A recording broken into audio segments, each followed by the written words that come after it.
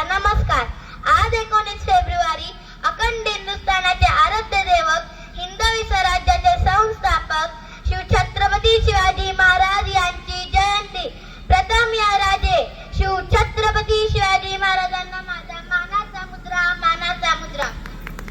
तो 19 फेब्रुवारी 1630 सोन्याचा दिवस, या मंगल दिनी महाराष्ट्रातील शिवनेरी किल्ल्यावर माता जिजाऊच्या पोटी एका शूर सिंहाचा जन्म झाला। तो शूर सिंह म्हणजे रायतेचे राजे शिवछत्रपती शिवाजी महाराज। शिवछत्रपती शिवाजी महाराजांच्या वडिलांचे नाव शहाजीराजे भोसले आणि आईचे नाव जिजाबाई भोसले होते। माता जिजाऊंकडून शिवबाराजांना चांगले संस्कार मिळाले व पिता शहाजीराजेंकडून शौर्याचा अनमोल वारसा मिळाला। शिवछत्रपती शिवाजी महाराज लहानपणापासूनच खूप हुशार, धाडसी आणि कृशाग्र बुद्धीचे होते। त्यांनी स्वराज्याचे स्वप्न मनाशी बाळगले आणि ते पूर्ण करण्यासाठी खूप प्रयत्न केले। अवघ्या 15व्या वर्षी त्यांनी स्वराज्य स्थापनाची शपथ घेतली।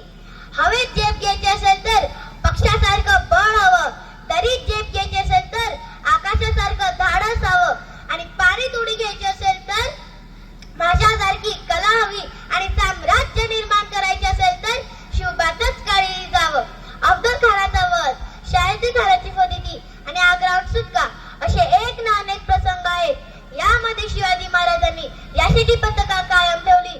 शिवाजी महाराजांनी स्वाभिमान काय असतो हे शिकवले।